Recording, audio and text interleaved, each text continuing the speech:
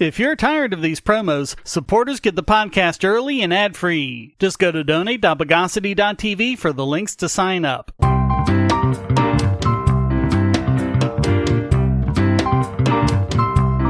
Welcome to the year-end wrap-up for the Bogosity podcast for the year 2023, the year of the sunburned penguin.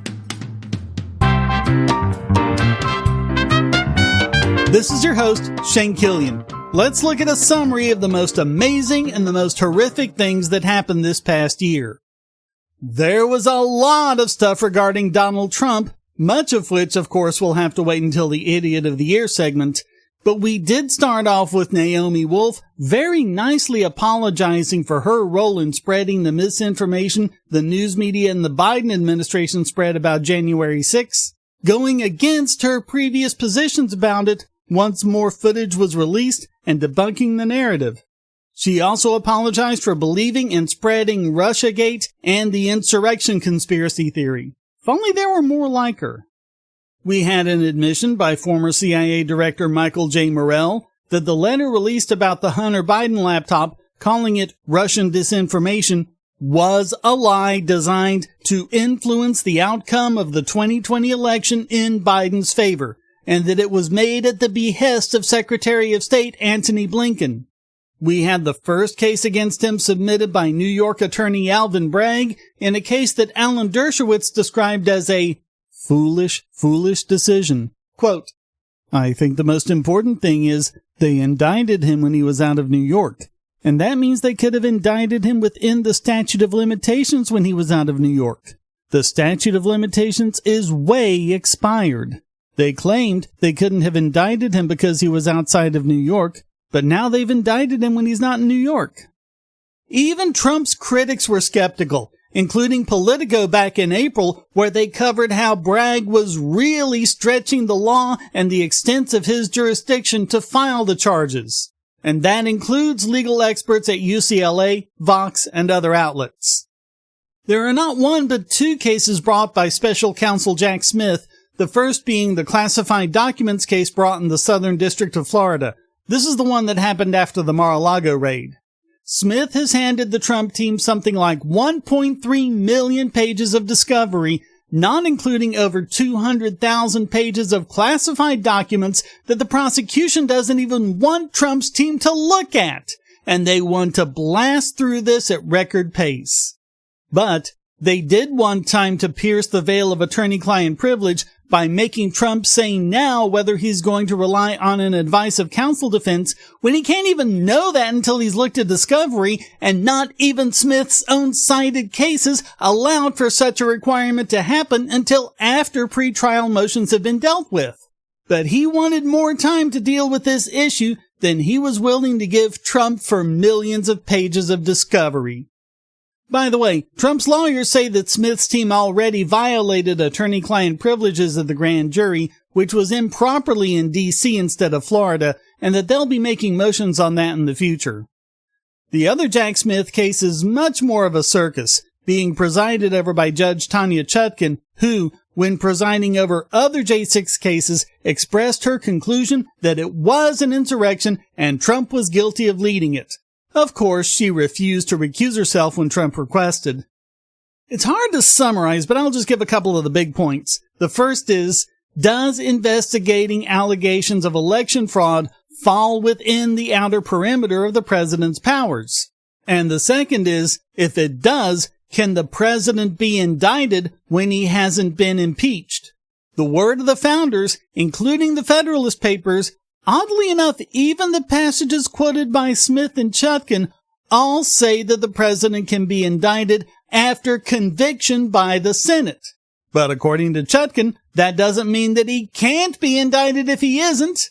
But there'd be no reason for the Constitution and the other references to use the word convicted if that were the case. If she were competent, she'd know about the concept of the exception proves the rule. If there's a sign that says no parking 10 a.m. to 4 p.m., that means you can park there the rest of the time. Otherwise, there'd be no reason for the times and it would just be a no parking sign.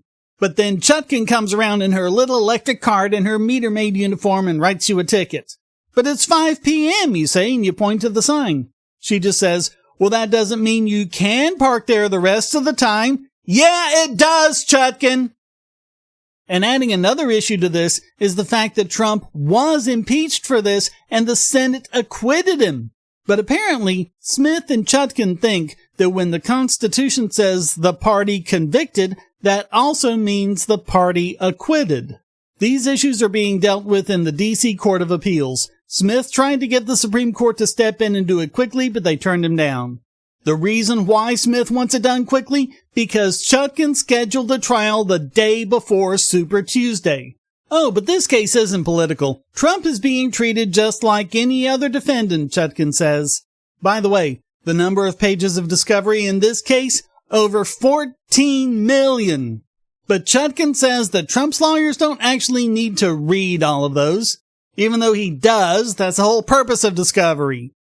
At any rate, that March 4 trial date clearly isn't going to happen. It stayed pending the appellate procedure, which is most likely going to the Supreme Court regardless of what the appeals court says.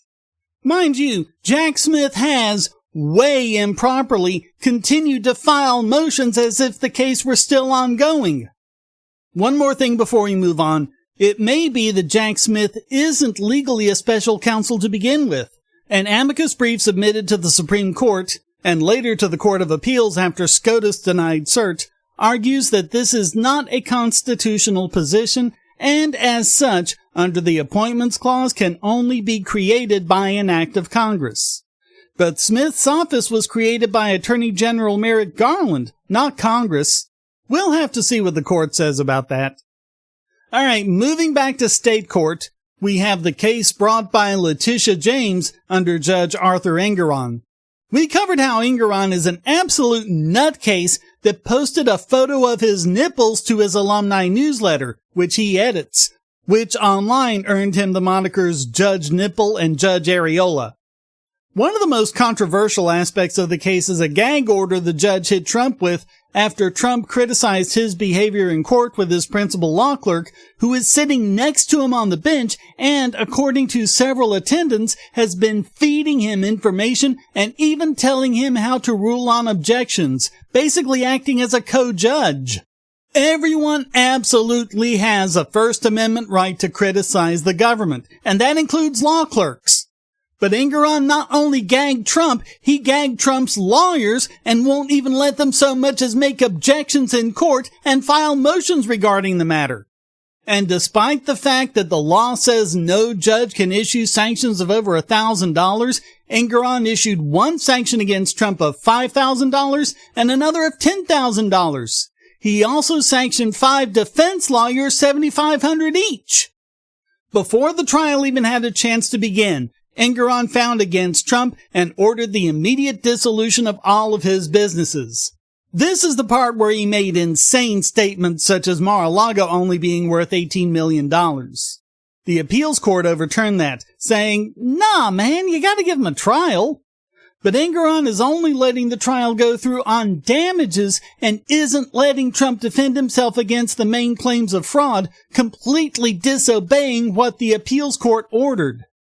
By the way, Tishy's star witness is Michael Cohen, a convicted perjurer who committed perjury on the stand again in this case. He contradicted himself several times, and the fact that the trial was allowed to go on after this makes a mockery of the court. That went double, or is it triple, after both Donald Trump and Ivanka Trump both obliterated the state's claims on the stand. Funny how, though, as soon as it became the defense's turn, Engeron denied ever ruling on the value of Mar-a-Lago and other claims he'd made. He also refused to let them call experts. Closing arguments are scheduled for the 11th. The last one we need to cover is the Fulton County, Georgia case where DA Fannie Willis is indicting Trump and a bunch of others on RICO charges. You know, the one where they posted the indictment document while the grand jury was still meeting. Weird, though, how a county DA in Georgia can indict him for acts allegedly committed in Pennsylvania, Michigan, and other states.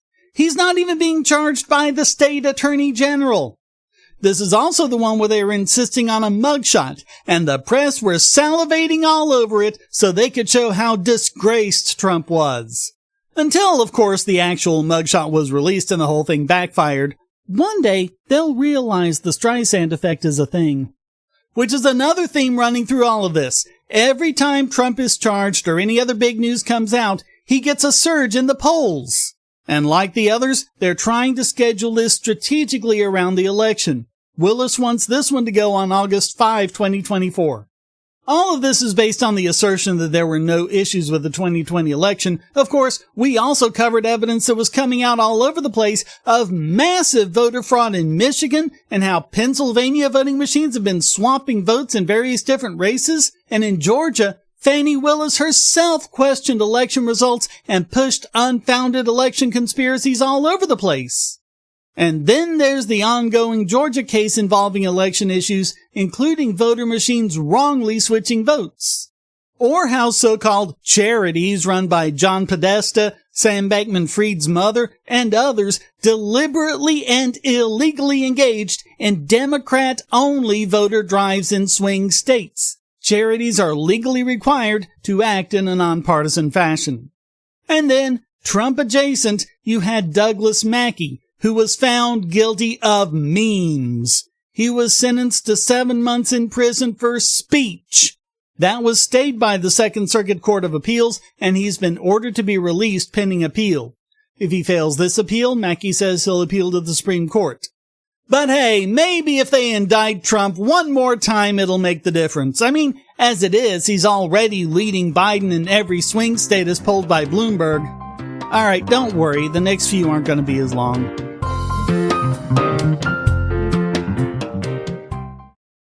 If you're looking for a way to support this channel, but you don't have any spare cash and you can't stand ads, you can do so by generating your own cryptocurrency. Use the links at the bottom of the description to follow the link to Odyssey.com to listen to the podcast and see all of my YouTube videos as well. Just watching videos will produce cryptocurrency for the creator and yourself. And since Odyssey is always monetized and never censored, you'll have no problem seeing all the videos from your favorite creators. You can also use the library credits you created Odyssey to tip creators and even purchase paid content.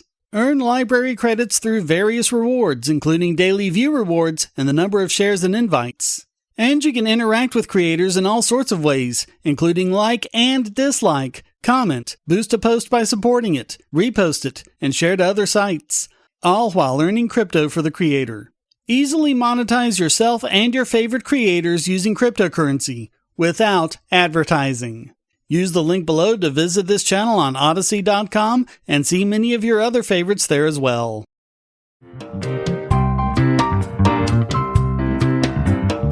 Of course, there was still a lot of COVID bogosity, even as the pandemic drew to a close.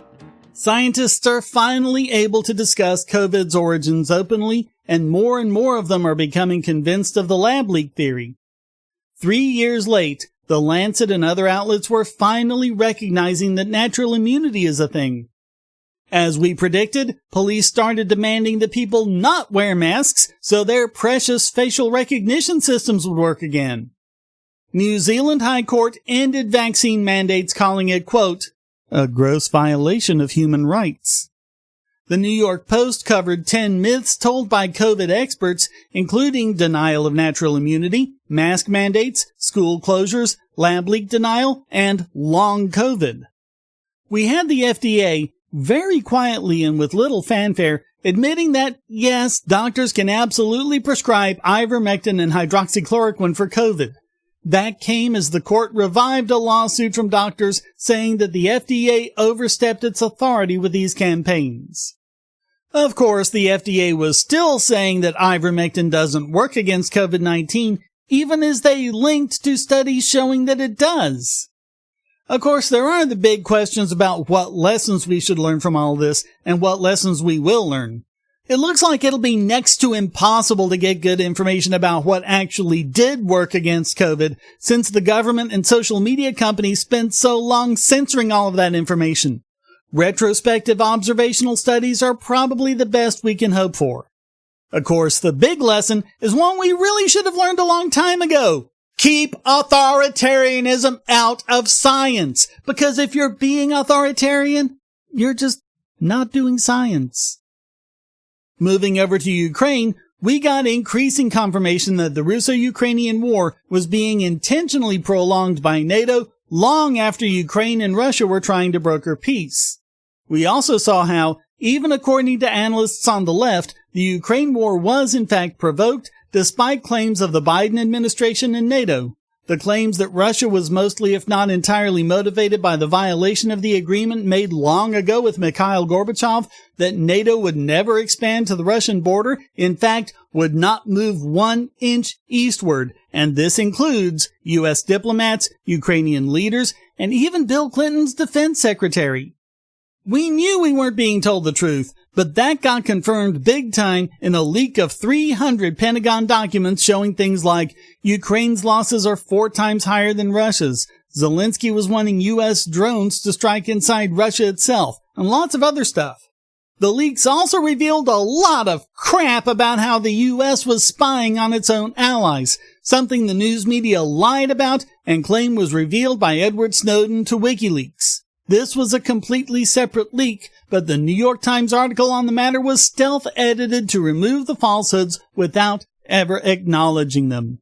Typical. The U.S. government and the banking system stepped up their attacks on cryptocurrency as well. The big news was the SEC v. LBRY case. They really didn't like a YouTube and social media competitor that was based on cryptocurrency, so once again the SEC lied and said they were a security by completely lying about the Howey test. The Howey test is a 4-part test the Supreme Court said must be the case for something to count as a security the government could regulate. There has to be an investment of money in a common enterprise with the expectation of profit to be derived from the efforts of others. It's hard to see how any of these apply to LBRY. For a while, things looked like they were going LBRY's way. The SEC was forced to admit that LBC had a non-speculative use, and they never could point to any law that LBRY had actually broken, even though part of their complaint was that LBRY wouldn't acknowledge the unlawfulness of their activity. LBRY didn't technically lose the case. The judge granted, guess what, summary judgment, and the SEC fines plus the cost of 4 years of litigation, which represented somewhere between half and 3/4 of their income, drove LBRY into bankruptcy. Another example of how the process is the punishment. Interestingly, the summary judgment only said there were 3 components to the Howey test, not 4. The judge acknowledged that LBRY never represented the LBC token as an investment, but said that a reasonable person would expect to profit from LBC, so that counted somehow. The fact that it had consumptive use also meant nothing, and also, quote, LBRY is in no position to claim that it did not receive fair notice that its conduct was unlawful, despite the fact that LBRY was basically begging the SEC for years to explain to them what law they possibly could have broken. So the judge ruled that LBRY doesn't have a triable defense, so summary judgment it is. That just left damages, but interestingly, during the damage portion, the SEC admitted that the LBC token isn't a security. LBRY tweeted, "We have not met a single honest or fair actor in the SEC. We have met numerous liars and psychopaths. Hide absolutely everything you can from them legally and never cooperate or talk to the SEC." So, emboldened by that, the SEC decided to go after Coinbase. The SEC sent them a Wells notice warning them of impending enforcement action. This was 2 years after the SEC reviewed their business model, said it was okay, and approved them to go public. Coinbase CEO Brian Armstrong had tweeted, "Going forward, the legal process will provide an open and public forum before an unbiased body where we will be able to make clear for all to see that the SEC simply has not been fair, reasonable, or even demonstrated a seriousness of purpose when it comes to its engagement on digital assets." In fact, after meeting with the SEC 30 times, they gave 0 feedback on what Coinbase needed to do differently. And their chief legal officer, Paul Grewal, tweeted, "After years of asking for reasonable crypto rules, we are disappointed that the SEC is considering courts over constructive dialogue. But if courts are required, so be it. We'll defend the rule of law." Even after sending the Wells notice, the SEC wouldn't say what assets they were concerned with. Grewal tweeted, It's hard to throw the rulebook at an entire economic sector when there is no rulebook and the people responsible for the rulebook can't even agree themselves what the rulebook should say, even as we have asked for a rulebook. And by the way, just in case you're wondering why these crypto companies don't simply register as securities with the SEC, understand there is literally no way to. By the way, an interesting if unrelated Supreme Court ruling came out of this. They ruled that a lower court must stay all proceedings while an interlocutory appeal is ongoing. So the name Coinbase will have a legacy as a landmark ruling that's already being used in the aforementioned Trump cases to stop all proceedings while Trump's team appeal various issues. Coinbase said in a statement, "Tell us the rules and we'll follow them. Give us an actual path to register and we'll register the parts of our business that need registering. In the meantime, the U.S. cannot afford for regulators to continue to threaten the good actors in the crypto industry for doing the same legal and compliant things they've always done. This unfair approach will only drive innovation, jobs, and the entire industry overseas." And we saw a prominent example of that. After the SEC issued an investor alert warning companies about dealing with cryptocurrency companies, saying their actions might not be legal. How that's not defamation, I have no idea. Dash Direct, one of the easiest crypto payment systems ever created, was shut down because the Federal Reserve warned banks that they couldn't do business with anyone even 4 steps removed from a crypto company. So even though they weren't doing anything even slightly illegal, the government still shut them down. The IP has been bought by a foreign company who is working on resurrecting the service. And they continued to go against Coinbase, Binance, and other crypto companies that aren't FTX. In good news, though, Ripple actually managed to win against the SEC when a federal judge ruled they weren't a security under the Howey test. And another federal judge blasted the SEC in the bankruptcy case of Voyager Digital Holdings, where the SEC objected to Voyager transferring all of their customers' accounts over to Binance. The judge ruled, "The objection did not take the position that any particular cryptocurrencies are securities or otherwise explain how or why the debtor's rebalancing activities might be illegal, although it did contain a vague footnote suggesting that the VGX token was one as to which some unspecified issue might exist. The SEC also suggested that the debtor should be required to prove that Binance.US is not operating as a securities broker without registering as such. Once again, the SEC did not actually take the position that Binance.US is operating as an unregistered and unlicensed securities broker. Instead, it just suggested that the debtors had the burden to prove the negative without offering any evidence or even any reason to think that Binance.US actually is doing anything for which it requires further SEC registrations. Oh, yeah, now they're going after Binance. We haven't seen the end of this. It's obvious that this will continue at least as long as Joe Biden is in office. We also saw the attacks on Section 230 continue, and we saw that the consequences were even greater than we thought. Research showed that repealing 230 would even threaten food safety, as it would make it difficult for platforms to host people's experiences with food poisoning from various businesses, as the businesses could just sue the platform over it. They may not win, but remember, the process is the punishment, and that's enough for a chilling effect. We also saw a massive attack on it from Josh Hawley, which was so bad even Ted Cruz moved to stop it. For all the dumbest reasons, but still. We saw more confirmation of election shenanigans in Maricopa County, Arizona, when they resisted even a state Supreme Court order to look at signature verification issues. A court filing from a public interest group claimed, while state law requires county recorders to match mail-in signatures with signatures in the voter's registration record, the secretary instructed them to use a broader and less reliable universe of comparison signatures. That means the secretary was requiring ballots to be counted despite using a signature that did not match anything in the voter's registration record. This was a clear violation of state law. The Arizona Supreme Court agreed, saying the statute is clear and unambiguous, and the secretary's process contradicts it. Also, as it turns out, they were actually claiming that a signature match as low as 10% is high confidence. Although we don't regularly do cops behaving badly stories, there was still quite a bit to talk about in this regard. We've covered how bail means jailing people for poverty, thanks to legislation pushed by crooked Joe Biden and his white supremacist buddy Strom Thurmond. We started off the year with a report on how 36% of arrestees didn't have the money to cover bail, making it a de facto detention order, pre-trial, and 95% of them were people of color.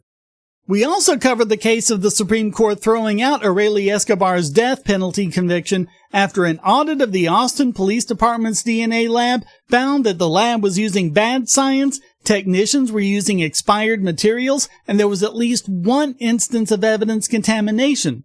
This resulted in the lab shutting down. We also saw how many victims were re-victimized because when cell phones were seized, they weren't wiped before being auctioned off, with all of the victims' information still intact, including their personal information and any data the victimizer might be using against them. Probably the silliest was when cops with the Adams County, Ohio Sheriff's Office raided Afro Man's home on baseless allegations of kidnapping and drug trafficking, where they destroyed his property, took $400, and found no evidence of any crime, and then sued him for using the footage in his music videos.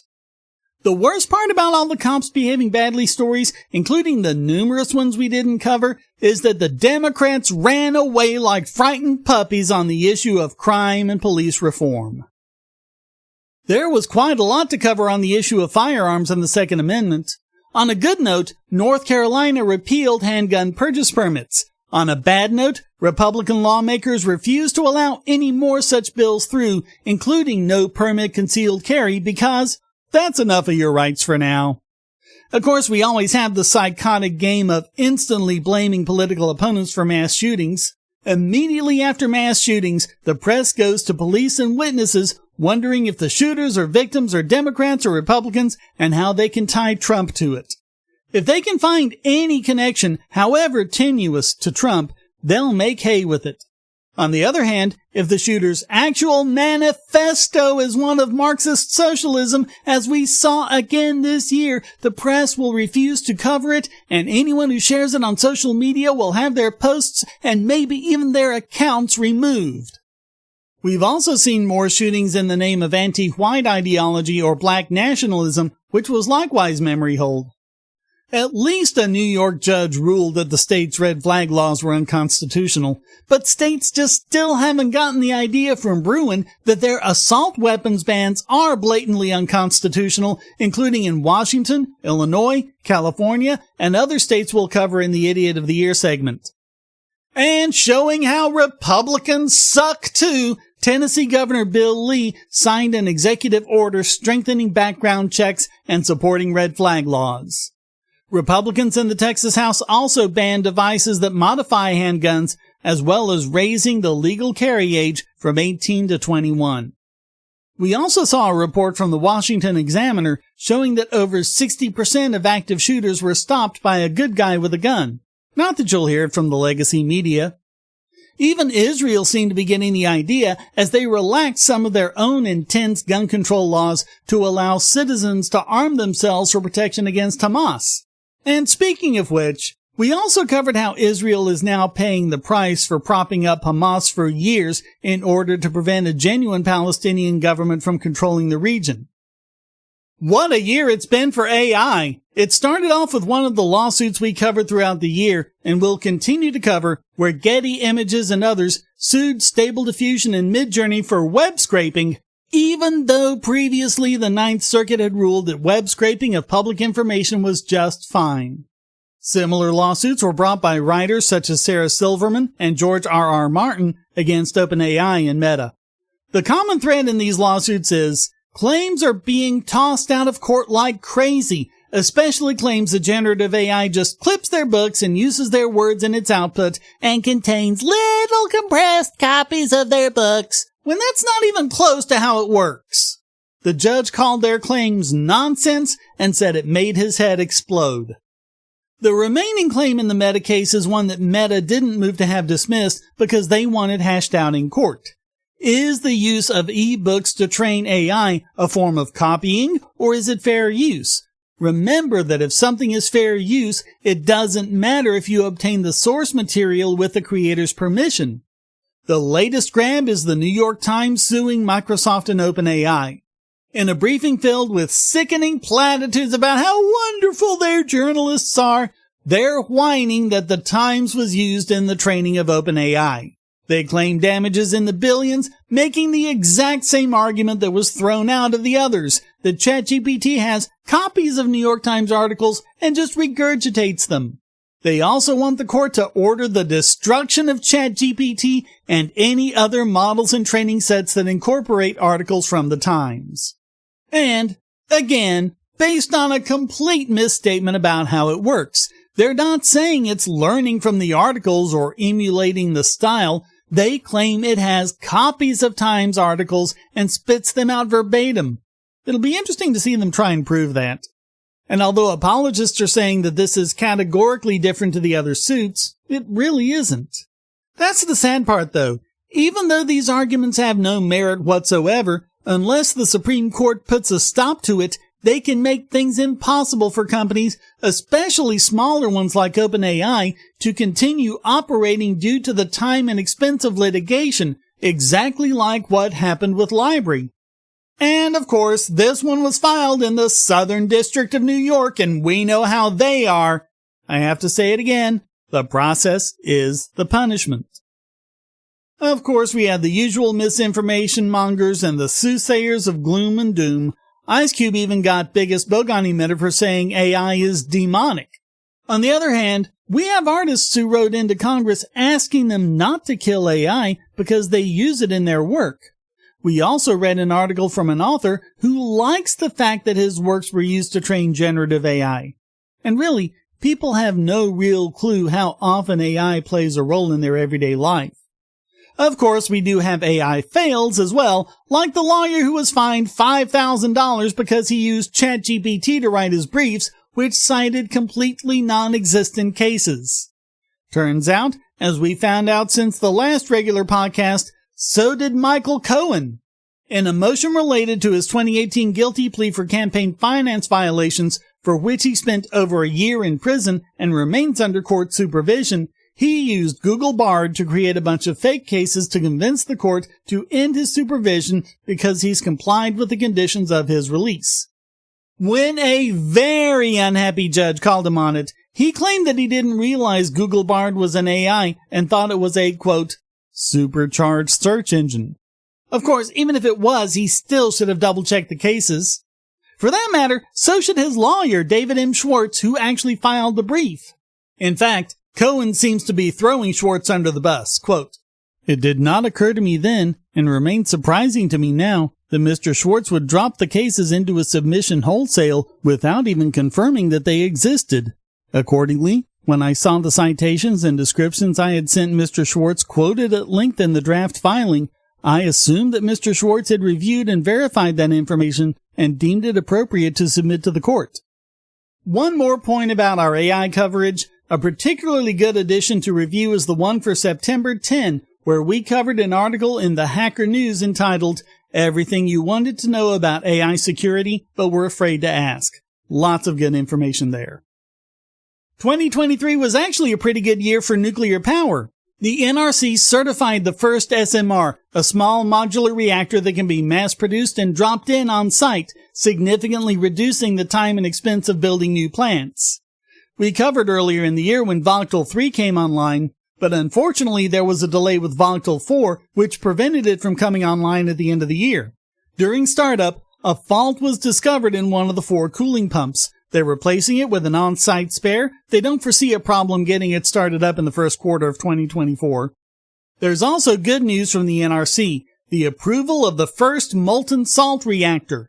California startup Kairos Power received a permit to build the Hermes modular microreactor in Tennessee. The $100 million project should begin this year and be completed by the end of 2026. While it won't generate electricity for the grid, it will be a proof of concept and pave the way for Hermes 2, which will use 2 of the reactors to produce 28 megawatts of electricity. Microreactors can be mass-produced and used to power remote areas, business parks, skyscrapers, and communities. It will also be able to scale up to the gigawatt output of traditional plants. On the bad news side, Germany apparently didn't learn their lesson and shut down the remaining 3 plants. Spain seems to be following suit. But not everyone is pleased. 3 German political parties have called for a reversal of the policy and are calling for decommissioned reactors to be restarted and new plants built. Which actually is what Japan is doing, and if they can do it, no one else has any excuse. The North Carolina state legislature is labeling nuclear as clean energy. Governor Roy Cooper has vetoed it. It remains to be seen if they can override. Meanwhile, Poland has announced the construction of 24 SMRs at 6 sites. On the other hand, we had that article on Real Clear Energy, which was a massive hit piece full of long-debunked myths by Benjamin Zeiker, who is very much in the back pocket of the fossil fuel industry. And just for a few miscellaneous subjects, we've seen some forward movement with the Hyperloop as Transpod showed it easily beat the profitability of high-speed rail. It'll be a while before any actual groundbreaking, but it might be sooner than you think. We talked about California's water shortage and how it's the fault of the government, as a scientific report showed, because they were managing rainwater and potable water flowing down from the mountains straight into the ocean instead of filling the aquifers as it naturally would. And in something we've been following for more than a decade, we covered all the data about how Social Security is reaching the edge of collapse, becoming insolvent in 2033. But the GOP just won't do anything about it.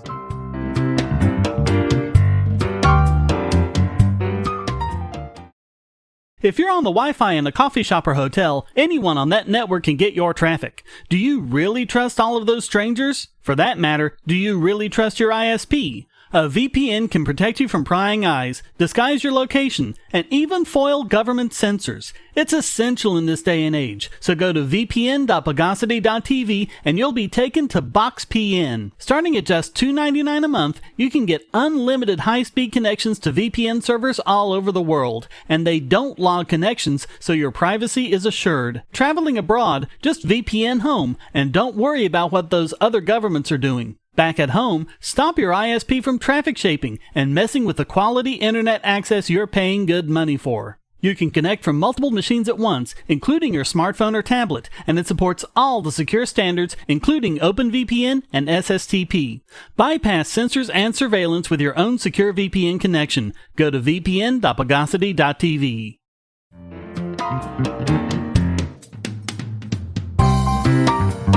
We did have 2 silver Cluon winners this year, although their dwindling numbers seem to continue. On the 26th of February, The Verge rightly skewered Twitter, now X, for charging for SMS two-factor authentication. You have to be a Twitter Blue subscriber in order to get the most horrible form of two-factor authentication. The ones you should be using are still free. And on the 10th of September, Reddit user CoolDiscoDan showed how Virginia's new anti-porn ID law could be used to flag passages in the Bible. I mean, seriously, you ever read that thing? That's how big a year this is. This podcast will be divided into 2 parts, so stay tuned forthwith for our final segment and naming 2024's Idiot of the Year.